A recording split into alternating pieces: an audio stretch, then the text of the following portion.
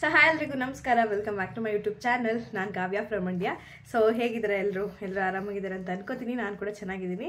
So ಇವತ್ತಿನ topic ಬಗ್ಗೆ ನಿಮ್ಗೆ ಈಗಾಗಲೇ ನಂಗೆ ಗೊತ್ತಾಗಿರುತ್ತೆ, ತಮ್ಮನೇಲಿ ನೋಡಿ ನೋಡ್ಬೋದು. ರೀಸೆಂಟಾಗಿ ನನ್ನ ಫ್ರೆಂಡ್ ಒಬ್ಬರು ಒಂದು ಸಜೆಸ್ಟ್ ಮಾಡಿದ್ರು, ಈ ರೀತಿ ಒಂದು ಡಾರ್ಕ್ ಲಿಪ್ಸ್ ಬಗ್ಗೆ ಹೋಮ್ ರೆಮಿಡೀಸ್ ಇದ್ರೆ ಶೇರ್ ಮಾಡ್ಕೋ, ಸೊ ಎಲ್ರಿಗೂ ಯೂಸ್ ಆಗುತ್ತೆ ಅಂತೇಳಿ. ಸೊ ಹೌದಲ್ವಾ, ಯಾಕೆ ಮಾಡಬಾರ್ದು ಅಂತೇಳಿ ಈ ಒಂದು ವಿಡಿಯೋನ ಮಾಡಿ ಹಾಕ್ತಾ ಇದ್ದೀನಿ. ನೋಡ್ಬೋದು, ಇವಾಗ ಹೆಚ್ಚಾಗಿ ಹೆಣ್ಮಕ್ಳಿಗೆ ಕಾಡ್ತಿರುವಂಥ ಸಮಸ್ಯೆ ಬಂದು ಡಾರ್ಕ್ ಲಿಪ್ಸ್ ಅಂತಾನೆ ಹೇಳ್ಬೋದು. ಸೊ ಅದ್ರ ಬಗ್ಗೆ ಸ್ವಲ್ಪ ಕೆಲವೊಂದಷ್ಟು ಮಾಹಿತಿಗಳನ್ನ ಹೇಳ್ತಾ ಹೋಗ್ತೀನಿ. ಸೊ ಮೊದಲಿಗೆ ನಾವೇನು ತಿಳ್ಕೊಬೇಕು, ಈ ಡಾರ್ಕ್ ಲಿಪ್ಸ್ ಏನಕ್ಕೆ ಬರುತ್ತೆ, ಯಾವೆಲ್ಲ ಕಾರಣದಿಂದ ಬರುತ್ತೆ ಅಂತೇಳಿ ನಾನು ತಿಳಿಸ್ಕೊಡ್ತೀನಿ ಇವಾಗ. ಸೊ ಅದ್ರ ಬಗ್ಗೆ ಫಸ್ಟು ನೋಡ್ಕೊತಾ ಬರೋಣ. ಒಂದಷ್ಟು ಹಲವಾರು ಕಾರಣಗಳಿವೆ ಏನಕ್ಕೆ ಡಾರ್ಕ್ ಲಿಪ್ಸ್ ಬರುತ್ತೆ. ಸೊ ನಾವು ಏನೆಲ್ಲ ಮುಂಜಾಗ್ರತೆ ಅಂದರೆ ಅದನ್ನು ತಡೆಯೋದಕ್ಕೆ ಏನೆಲ್ಲ ಮಾಡ್ಬೋದು ಅಂತೇಳಿ ಒಂದಷ್ಟು ಮಾಹಿತಿನ ತಿಳ್ಕೊಳ್ಳೋಣ. ಸೊ ಮೊದಲಿಗೆ ಏನು, ಡೈರೆಕ್ಟ್ ಸನ್ಲೈಟ್ ಬೀಳೋದ್ರಿಂದ ಕೂಡ ನಮ್ಮ ಲಿಪ್ಸ್ ಡಾರ್ಕ್ ಆಗೋದಕ್ಕೆ ಕಾರಣ ಅಂತಲೇ ಹೇಳ್ಬೋದು. ಸೊ ಹೌದು, ನಾವಿಲ್ಲ ಯಾವಾಗಾದರೂ ಹೊರಗಡೆ ಹೋದಾಗ ಡೈರೆಕ್ಟ್ ಸನ್ಲೈಟ್ ಬಿದ್ದಾಗ, ಸೊ ಅದು ಮೇಯ್ನ್ ರೀಸನ್ ಆಗಿ ನಾವು ನೋಡ್ಬೋದು. ಸೊ ಎರಡನೇದಾಗಿ ಅತಿ ಹೆಚ್ಚು ನೀರನ್ನ ಕುಡಿದೇ ಇರೋದು. ಸೊ ನಮ್ಮ ಬಾಡಿಗೆ ಇಷ್ಟು ಅಂದರೆ ನಮ್ಮ ವೆಯ್ಟ್ಗೆ ತಕ್ಕಂತೆ ಇಷ್ಟು ನೀರು ಕುಡಿಬೇಕು ಅನ್ನೋದಿರುತ್ತೆ. ಸೊ ಅದಕ್ಕಿಂತ ಕಮ್ಮಿ ಒಂದಷ್ಟು ನಾವು ಬ್ಯುಸಿ ಸ್ಕೆಡ್ಯೂಲ್ ಇರ್ಬೋದು, ಏನೋ ಒಂದು ಕಾರಣಾಂತರಗಳಿಂದ ನೀರನ್ನ ಹೆಚ್ಚಾಗಿ ಕುಡಿಯೋದಕ್ಕೆ ಮರ್ತಿರ್ತೀವಿ. ಸೊ ಅದನ್ನು ಕೂಡ ಈ ಒಂದು ಅಂದರೆ ಡಾರ್ಕ್ ಲಿಪ್ಸ್ಗೆ ರೀಸನ್ ಅಂತಲೇ ಹೇಳ್ಬೋದು. ಸೊ ನೆಕ್ಸ್ಟ್ ಬರ್ತಾ ಹೋದಾಗ ಕಾಫಿ ಅಥವಾ ಟೀ ಹೆಚ್ಚಾಗಿ ಸೇವನೆ ಮಾಡೋದ್ರಿಂದನೂ ಕೂಡ ಡಾರ್ಕ್ ಲಿಪ್ಸ್ಗೆ ಕಾರಣ ಅಂತಲೇ ಹೇಳ್ಬೋದು. ಹೌದು, ಅದರಲ್ಲಿರುವಂಥ ಕೆಫಿನ್ ಅಂಶ ಇರ್ಬೋದು, ಅದು ನಮ್ಮ ಒಂದು ಲಿಪ್ ಕಲರ್ ಚೇಂಜ್ ಆಗೋದಕ್ಕೆ ಮೇನ್ ರೀಸನ್ ಅಂತಲೇ ಹೇಳ್ಬೋದು. ನೆಕ್ಸ್ಟ್ ಹೆಚ್ಚಾಗಿ ಕೆಮಿಕಲ್ ಇರುವಂಥ ಲಿಪ್ಸ್ಟಿಕ್ ಅಥವಾ ಲಿಪ್ ಬಾಮ್ನ ಯೂಸ್ ಮಾಡೋದ್ರಿಂದನೂ ಕೂಡ, ಲಿಪ್ಸ್ ಅಂದ್ರೆ ಸೆನ್ಸಿಟಿವ್, ಸೊ ಅದಕ್ಕೆ ಕೆಮಿಕಲ್ನ ಯೂಸ್ ಮಾಡೋದ್ರಿಂದನೂ ಕೂಡ ಈ ಥರ ಒಂದು ಸಮಸ್ಯೆನ ನೋಡ್ಬೋದು.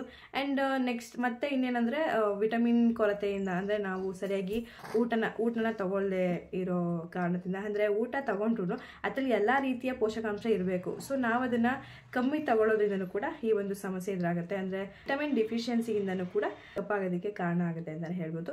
ಸೊ ನೆಕ್ಸ್ಟ್ ರೀಸನ್ ಇನ್ನೇನು ನೋಡ್ಬೋದು ಅಂದರೆ, ನಾವು ಈಗ ನೋಡ್ತಾ ಇರ್ಬೋದು, ಯಾರಾದರೂ ಮಾತಾಡ್ತಾ ತುಟಿನ ಹಿಂಗೆ ಅನ್ನೋದು, ಈ ಥರ ಮಕ್ಕಳಲ್ಲಿ ಜಾಸ್ತಿ ನೋಡಿರ್ತೀವಿ. ಆ್ಯಂಡ್ ಕೆಲವೊಬ್ಬರು ಈ ಥರ ಅಭ್ಯಾಸನೂ ಕೂಡ ಮಾಡ್ಕೊಂಡಿರ್ತಾರೆ.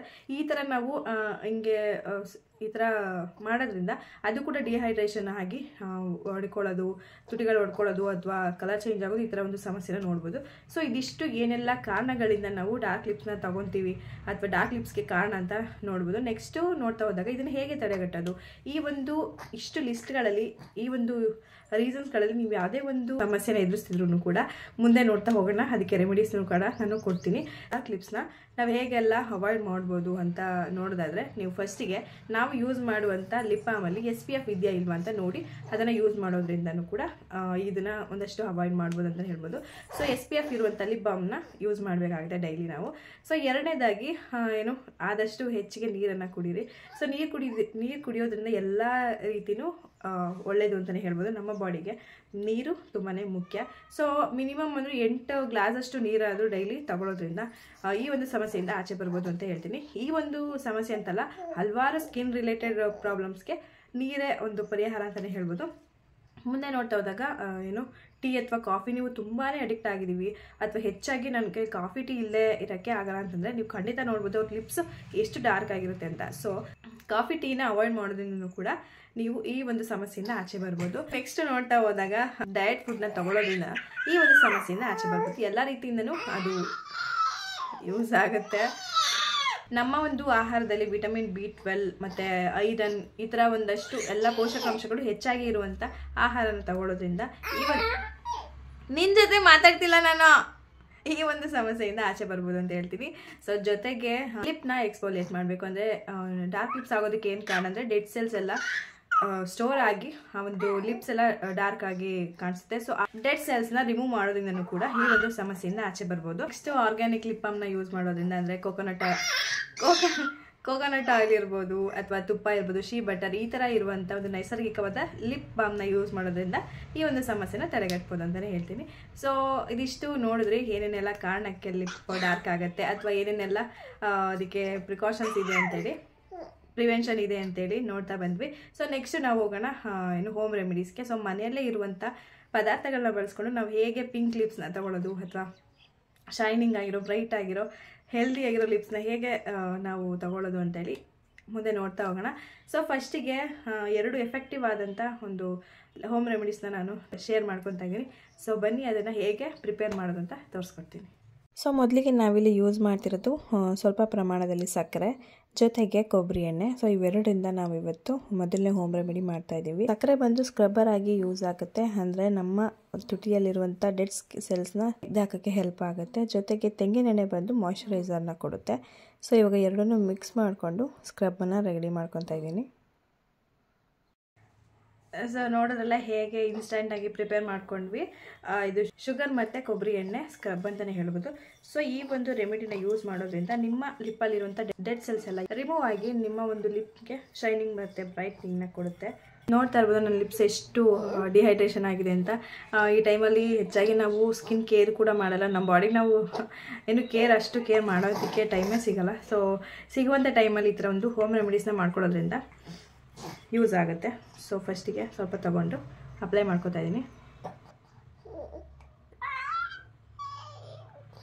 ಸೊ ಈ ಒಂದು ರೆಮಿಡಿನ ನೀವು ಮಿಸ್ ಮಾಡದೆ ಟ್ರೈ ಮಾಡಿ ನೋಡಿ, ಖಂಡಿತವಾಗ್ಲೂ ಒಂದು ಎಫೆಕ್ಟಿವ್ ಅಂತಲೇ ಹೇಳ್ಬೋದು. ಖಂಡಿತವಾಗ್ಲೂ ನೀವು ರಿಸಲ್ಟ್ನ ನೋಡ್ತೀರಾ. ಆ್ಯಂಡ್ ಯಾವುದೇ ಒಂದು ಹೋಮ್ ರೆಮಿಡೀಸ್ ಆದ್ರೂ ನೈಟ್ ಟೈಮ್ ಯೂಸ್ ಮಾಡೋದ್ರಿಂದ ಒಳ್ಳೆ ರಿಸಲ್ಟ್ ಸಿಗುತ್ತೆ, ಬೇಗನೆ ರಿಸಲ್ಟ್ ಸಿಗುತ್ತೆ.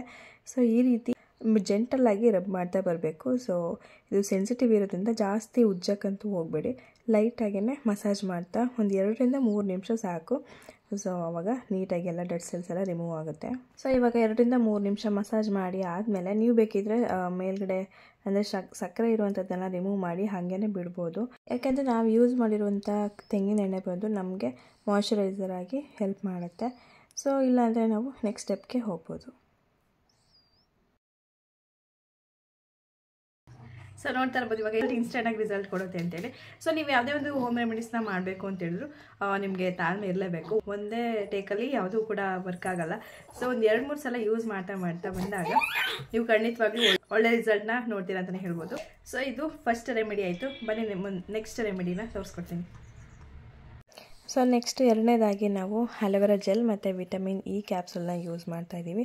ಸೊ ಸ್ವಲ್ಪ ಪ್ರಮಾಣದಲ್ಲಿ ಅಲೋವೆರಾ ಜೆಲ್ ಮತ್ತು ಒಂದು 4 ರಿಂದ 5 ಡ್ರಾಪ್ಸ್ ಅಷ್ಟು ವಿಟಮಿನ್ ಇನ ಎರಡನ್ನೂ ಚೆನ್ನಾಗಿ ಮಿಕ್ಸ್ ಮಾಡ್ಕೊತಾ ಬಂದಬೇಕು. ಸೊ ಇವಾಗ ನಾವು ಸ್ಕ್ರಬ್ ಮಾಡಿರ್ತೀವಿ, ಕೆಲವೊಬ್ಬರಿಗೆ ಅದು ಬಿಟ್ಟಿರುತ್ತೆ ತುಟಿಗಳು. ಸೊ ಅದು ಉರಿ ಎಲ್ಲ ಶುರುವಾಗುತ್ತೆ, ಹಾಗೆ ಡ್ರೈ ಅನಿಸ್ತಿರುತ್ತೆ. ಸೊ ಅಂಥ ತುಟಿಗಳಿಗೆ, ಅಂಥ ಲಿಪ್ಸ್ಗಳಿಗೆ ಈ ಥರ ಒಂದು ಅಲೋವೆರಾ ಜೆಲ್ ಮತ್ತು ವಿಟಮಿನ್ ಇ ಟ್ಯಾಬ್ಲೆಟ್ಸ್ನ ಯೂಸ್ ಮಾಡೋದ್ರಿಂದ ತುಂಬಾ ಒಳ್ಳೆಯದು ಅಂತ ಹೇಳ್ಬೋದು.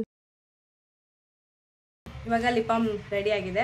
ಸೊ ಇದು ಇನ್ಸ್ಟೆಂಟಾಗಿ ನೋಡಿದ್ರೆ ಎಷ್ಟು ಬೇಗ ರೆಡಿ ಮಾಡ್ಕೊಂಡ್ವಿ ಅಂತೇಳಿ ಇದನ್ನು ಚೆನ್ನಾಗಿ ಮಿಕ್ಸ್ ಮಾಡ್ತಾ ಬರಬೇಕು. ಸೊ ಈ ಥರ ಒಂದು ಕ್ರೀಮ್ ಫಾರ್ಮ್ ಆಗುತ್ತೆ ಲಿಪ್ ಬಾಮ್ ರೀತಿ. ಸೊ ಇದನ್ನು ಲಿಪ್ಗೆ ಅಪ್ಲೈ ಮಾಡ್ತಾ ಬರಬೇಕಷ್ಟೆ.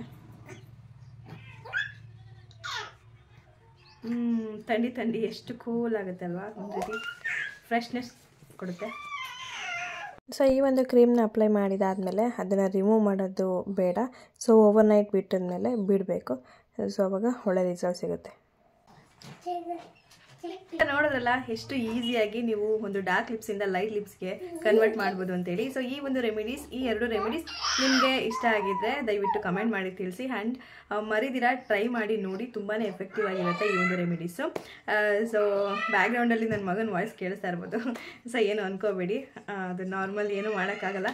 ಆ್ಯಂಡ್ ಈ ಒಂದು ರೆಮಿಡೀಸ್ ಏನಿದೆ ನೀವು ನೈಟ್ ಟೈಮ್ ಯೂಸ್ ಮಾಡಿ ತುಂಬಾ ಎಫೆಕ್ಟಿವ್ ಆಗಿರುತ್ತೆ. ಫಸ್ಟು ಸ್ಕ್ರಬ್ನ ಯೂಸ್ ಮಾಡಿ, ಆಮೇಲೆ ಈ ಒಂದು ಲಿಪ್ ಬಾಮ್ ರೀತಿ ಅಲೋವೆರಾ ಜೆಲ್ ಮತ್ತು ವಿಟಮಿನ್ ಇನ ಯೂಸ್ ಮಾಡೋದ್ರಿಂದ ನೀವು ಬೇಗನೆ ರಿಸಲ್ಟ್ ಕಾಣಿಸ್ತೀರ. ಅಥವಾ ಎಲ್ಲಾದರೂ ಹೊರಗಡೆ ಹೋಗಬೇಕು, ಇಮಿಡಿಯೇಟಾಗಿ ನನಗೆ ಲೈಟ್ ಸ್ಕಿನ್ ಬೇಕು ಲೈಟ್ ಲಿಪ್ ಬೇಕು ಅಂತ ಅಂದರೆ ಈ ಒಂದು ಸ್ಕ್ರಬ್ನ ಯೂಸ್ ಮಾಡಿಕೊಂಡು ಚೇಂಜಸ್ನ ತೊಗೋಬೋದು.